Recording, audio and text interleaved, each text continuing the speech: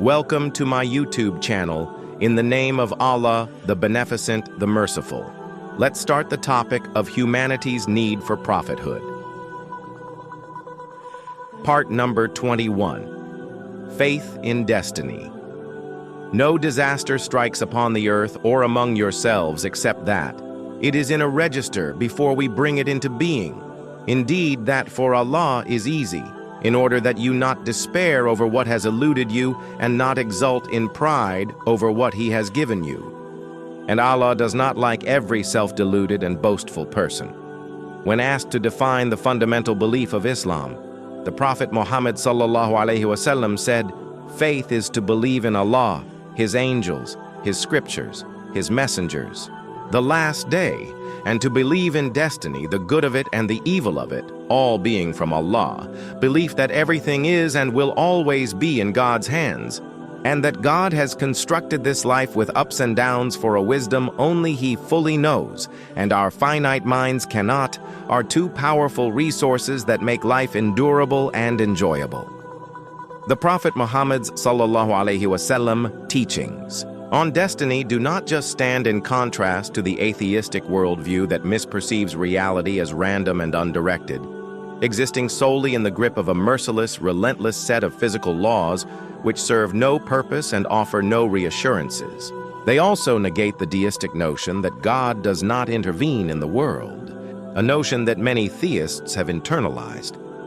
This notion deprives people of the armor of confidence in God overseeing every atom of this universe. The Prophet ﷺ taught that donning this armor was a requirement of valid faith. By saying in one of numerous traditions about this essential truth, "Were you to donate for God's cause an amount of gold that was equivalent to Mount Uhud, God would not accept it from you until you believed in the divine decree, whereby you are certain that whatever reached you would never have missed you, and that whatever missed you was never going to reach you. And were you to die believing otherwise, you would enter the hellfire." Herbert Benson, MD, a co-founder of the Benson Henry Institute for Mind-Body Medicine, concludes near the end of his medical exploration of belief and healing, "The data I have presented is that affirmative beliefs and hopes are very therapeutic, and that faith in God, in particular, has many positive effects on health." Similarly, Brian Walsh in The Science of Happiness writes that, "Study after study has found that religious people tend to be less depressed and less anxious than non-believers, better able to handle the vicissitudes of life than non-believers. It's as if a sense of spirituality and an active, social religious practice were an effective vaccine against the virus of unhappiness." Another large global study by Pew Research Center found that people actively involved in religious life tend to be happier. It may be claimed that these teachings of Islam on faith and deference to God are shared by other faith traditions as well. While true, this commonality can be argued as a proof for Muhammad's prophethood, ﷺ not against it, since he brought a message that agrees in some respects with other scriptures that he had no knowledge of. Furthermore, the Prophet ﷺ placed distinctive emphasis on this particular topic in a way that sets it apart from the remnants of prior scriptures in an environment replete with superstitious dogmas about fate and bad omens.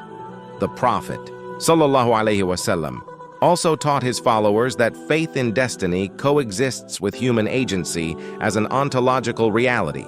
Though not a reality that denies God's omnipotence, God granting humanity real agency is a manifestation of His perfect equity in that it is necessary for human accountability.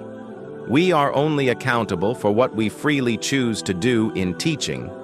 This doctrine, he ﷺ carved a unique and powerful place in the classic free will versus determinism debate, a place called Islam, submission. By submitting to God's creative will, one can relinquish the demoralizing burden of carrying what one cannot control in God's created universe, and by submitting to His prescriptive will, one can finally set down the burden of trying to live up to the constantly changing standards of a godless society. As Charles Taylor recognizes in his seminal work, A Secular Age, it is the call to submit to God in Islam, which empowers humans in a way unavailable in any other fashion. Without the belief that God is ultimately in control, inner peace will remain out of reach. A person would be forever haunted by the prospect of dueling cosmic forces. This would in turn destroy the integrity of a person's spirituality, because even if they worshipped God, they would still worry about other adversarial forces in the universe. But with conviction that it is ultimately God who brings events into existence, even if I may have just enough of a will to be accountable for what I can influence, contentment with life and the sweetness of faith become attainable. As the Prophet ﷺ said in an authentic tradition, he has tasted faith, the one who is pleased with Allah as their Lord, submission as their religion, and Muhammad as their messenger. Some may wonder how the therapeutic value of Muhammad's ﷺ teachings can constitute a logical proof for his prophethood, when healing and happiness are merely aesthetic factors, philosophically speaking. But we cannot restrict proofs to those that can be rationalized and fail to recognize the importance of the lived experiences shared by those who imbibe these teachings. These beliefs taught by the Prophet Muhammad ﷺ afforded his followers wonderful resilience in the face of poverty, fear, and other challenges that humans everywhere encounter. This resilience and peace of mind therefore constitute yet another aspect of Islam's beauty that demonstrates its harmony with human nature. Thanks for watching this video. Be ready for the next video. Like, share, and subscribe my YouTube channel.